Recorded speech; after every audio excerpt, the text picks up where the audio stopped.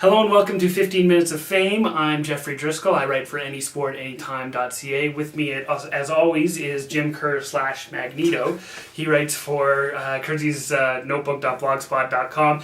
As you can see, this is our Halloween episode. We're dressed up. I know you can't tell, but I'm a dinosaur. You can tell by the little spike up here. And Jim's Magneto from the X-Men. Hydra metal objects. Exactly. Let's get into the sports before we make more fools out of ourselves. So the Edmonton Eskimos won in overtime on Saturday night against the Blue Bombers of Winnipeg, putting pressure on the BC Lions to reciprocate the next day. And the Lions, in true form, over the Saskatchewan Roughriders on Halloween, won their game. So it all comes down to, as in the CFL it usually does, the last week game of the season. So what has to happen is the Lions have to win and the Eskimos have to win. But if they both lose because of the tiebreaker, Eskimos get in the playoffs. It's getting exciting now, isn't it, Jim? Absolutely. And the BC Lions, I don't know if Saskatchewan was necessarily playing with the same intensity as the Lions, because it was basically a nothing game for the Riders. But we play the Riders next week. Yeah. Maybe they'll come out like that for us, you never know. And really, whoever ends up making the playoffs in the West, I believe they face the Riders in the first round of the playoffs, so there might be something there, but it's just like the CFL for this to happen. And for the Eskimos, it's been a long season. No kidding. And I guess we should have expected it wouldn't be as easy as wrapping it up with a week to go. No. You want to talk a little bit about Jared Zabransky and how well he did, and Porter as well. Those were two big, Zabransky threw 4 interceptions, but he ran a lot, Just like that week before when Ricky Ray ran for 130 yards. And got hurt. You got to watch out for that stuff. Exactly. But Porter scoring the game-winning touchdown there, that was nice. Yeah, in overtime. The only touchdown of the whole game, Jim. It was nothing but field goals and safeties the whole game. That's, again, the CFL for you. Playing it safety. Yeah, it played it safe. Wow. Yeah. I'm sorry. This guy. Folks. I'm sorry. Look at that. But for Daniel Porter, that's good, because he's really come on in the past few weeks, and he's really made a name for himself. Yeah. Running the ball for the Eskimos. So, what to expect for next week? Well, the Eskimos are going to have to come out. I mean, it's really of all the must-win games of the season that Edmonton's had, this. It truly is. It's the must game. Yeah, this is the one. It's been like that for 6 games now. Yeah, it really has been. This is the one where if you don't win this one, the rest of them, all for naught. Yeah. But the beauty of having the tiebreaker is that BC plays first. Yeah. So if BC loses, the Eskimos will know. The Eskimos, it's not as pressure. And maybe if it's a meaningless game, so to speak, maybe we'll see Kerry Joseph. Yeah, I'd like to see that. Yeah, old Kerry Joseph. It might come down to, in the play, injuries, whatever happens. It might come down to needing him under center. And if it is a meaningless game, then you should put him in for at least a little bit. But who would have thought the Eskimos are potentially going to be playing a meaningless game in the good way, in the good sense of the term. Playoffs. Yeah, that's absolutely. Even we were talking, six shows ago about just how dreadful the season is, and I asked you, can they make the playoffs? And you said if they win and they play hard, and they've won and they've played hard. Yeah, they've won 3 in a row. Yeah, I know, which is crazy, eh? Well, we'll see. Let's see next week here. Moving on, the week that was for the Edmonton Oilers was kind of ups and downs. I mean, they made it in overtime twice. They won a big game against the defending Stanley Cup champion Chicago Blackhawks earlier this week. We had 7 goals. That was nice to see. Again, like we've been talking this whole season, it's going to be ups and downs for the Oilers next little while, eh? Well, I feel like it's what we've seen in the past few weeks might be kind of a short-term look at what our long-term is going to be this season, and it's not all bad news. I mean, for Taylor Hall to get his first 2 goals of his career, of the season, is good, because that takes pressure off him to get that first goal. Yeah. And he's been getting better and better as the games go on. He had something like 11 shot attempts a few games ago, 11. So that that counts block shots, that sort of thing. But for him to be generating. And he's winning battles along the boards. I like to see that. He's really. It seems like I don't think it's a far stretch to imagine that he would buy into the system, but it seems like he's really buying in, because there he is grinding it out along the boards. That's, some people would argue that's where games are won and lost almost, because whoever wins most of the battles in a game tends to carry the momentum. So for him to be starting to come along.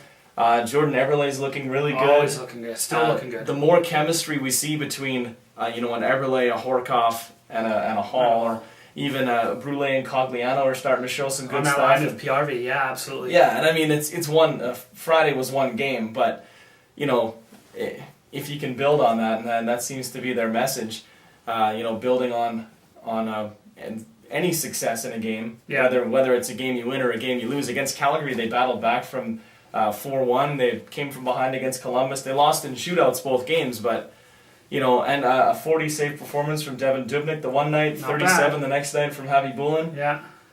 There's a lot of positives despite maybe not the best record. They start the season with 2 wins, then go 6 games without one, but they got 4 points on that little road trip, and as long as they can keep grinding away and keep, I think we'll see some some improvement. But I think overall it will be an up and down season. Well, I mean, they're at the bottom of the Western Conference right now with 9 points. But I mean, the other thing is everybody expected that. Yeah, I wouldn't look too far into that. It's still because I don't expect the New Jersey Devils to be the worst team in the NHL by the end of the season. Yeah. But boy, are they the worst team in the NHL right now. Yeah, no kidding. But it's still early days, and Well, Hall finally getting his first goal, like you were saying earlier. I mean, that's got to take the pressure off of him, and you're going to see, hopefully you're going to see him be a little bit, be able to play with a little bit of that monkey off his back. Yeah, and more relaxed overall, I think. And probably when you have to think too, every game, so you didn't score your first goal yet. Totally, yeah. What do you think about not scoring? Exactly. Hey, you used to score lots, but you haven't scored yet. And so it weighs on. It's not just like if you or I were out there, oh man, I haven't scored yet. This sucks. And that's kind of normal for me. For you, but But for him, it's magnified by to the nth degree because everyone. But not every rookie scores in his first game, and believe it or not, if you wait 7 or so games to score your first goal, it doesn't mean the end of your there have been other career. People who have done that. Yeah, well, I've heard some guy, Stamkos guy or something. I don't know. Yeah, in fact, his first season, people thought this guy's nothing. He'll be okay. Yeah, and I think he scored something like what was it 51 goals last season. 51 goals. Yeah, that's exactly. Decent. Yeah, that's all right.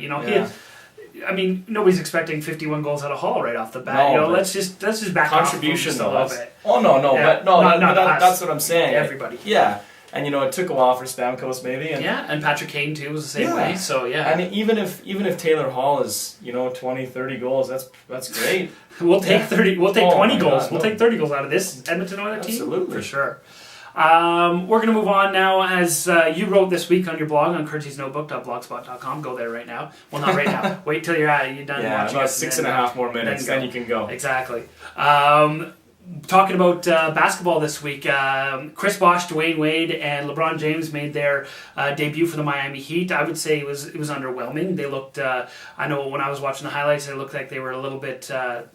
they're so used to, each one of them is so used to having the ball, and now they got to play as a team, Yeah. Are we going to see them later on in the season kind of come together? I honestly think it was more a case of everyone was expecting them to be the Harlem Globetrotters. Yeah. There's a bit of pressure just because it's almost like you want to get that first game out of the way. Yeah. But LeBron had 31 points, and since then it's been Dwayne Wade actually leading the charge there. But I've noticed a really balanced attack. Chris Bosh is the rebound guy. Yeah, totally. LeBron James is getting a decent amount of points, rebounds, and assists.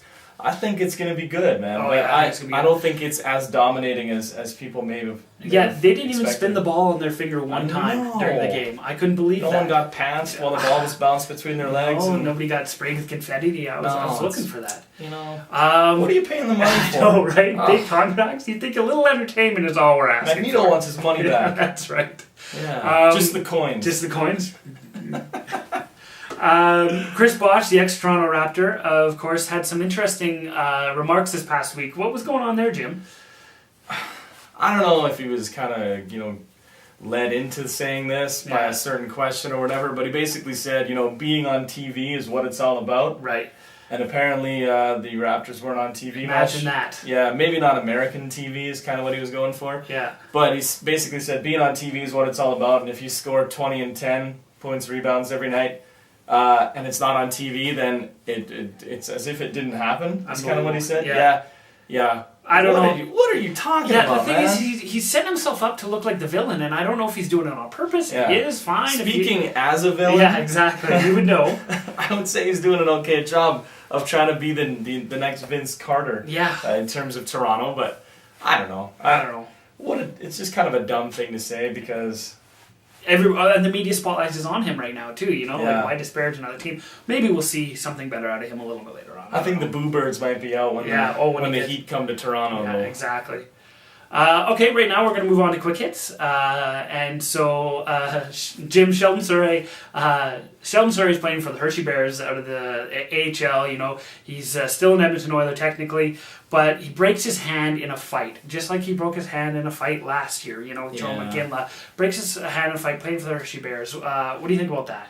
Well, I feel bad for the guy because you know there's guys taking runs at him in the A. Totally, you're $4.5 million player. Whack. Yeah, you know? or trying to goad him into a fight. Yeah. I mean, he won the fight. Yeah, some he did. wild punches. Maybe pull the reins back a little bit there. He missed a couple haymakers that would have spun me around probably. Yeah. But it's for Sheldon Souray. He's had so many things go wrong. Yeah. This is just another one and of those things. This is a case of some clown comes takes a run at him. What's he supposed to do? Yeah. No, he's got to show up. As a hockey player, he's probably spent he's made his living over the years.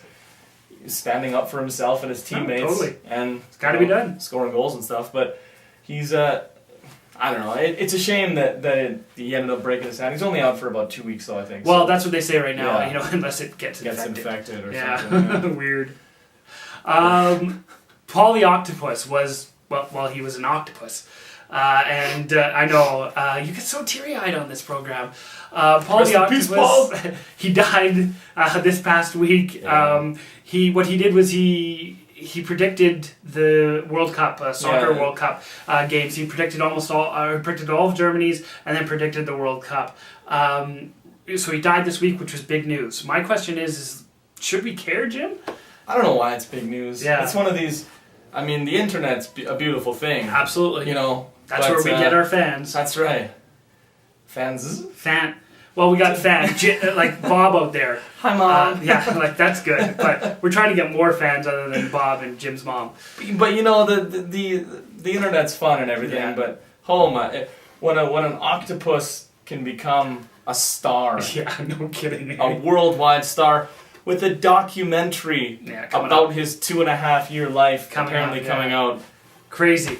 Like, he's an octopus. And believe it or not, there's controversy. Of course there's controversy. Some director somewhere says that wasn't the real Paul the Octopus. He really died 3 months ago. Of course. It's just like stand-in. Just like Elvis. It's the exact same thing. Elvis and Paul the Octopus. Yeah, they're probably hanging out sipping daiquiris somewhere. That's right. In Cuba or something. In Cuba. Yeah. Paul the Octopus. Paul the Octopus and Elvis, yeah. So there's a little more Brett Favre controversy now. He played this week, so he kept his start. 292 or something. 292 is what it should be at right now. That's okay. But so the reporter who allegedly received alleged pictures of allegedly Brett Favre. And so her show on Versus was canceled at just about the same time that her lawyer says that she was asked to come in and talk a little bit with the NFL on their investigation on whether Brett Favre did anything wrong. So my question to you is this, Jim. I mean, what's a bigger problem for Favre right now? Is it injuries or Jen Sturger? Well, right now it's injuries, but I think if she ends up talking to the league and then something maybe they find he's violated the conduct policy, maybe that'll be the bigger issue. But for right now, I'd say injuries. Well, hopefully. Long term might be Sturge.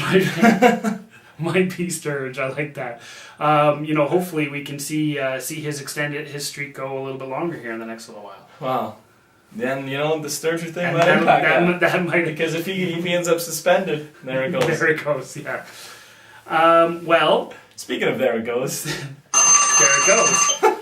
Our 15 Minutes of Fame are up for this week. Check us out again next week when we get a whole new 15 Minutes of Fame where we won't be wearing costumes. Yeah, or we might. Or we might, just because this is a lot of fun. It's pretty cool. In the meantime, check us out on Twitter at 15 Minutes YEG, on the 15 Minutes YEG YouTube channel, or you can email us at 15minutesyeg@gmail.com. Make sure to check out anysportanytime.ca and read Kersey's most recent blog at kerseysnotebook.blogspot.com. Thanks again for watching.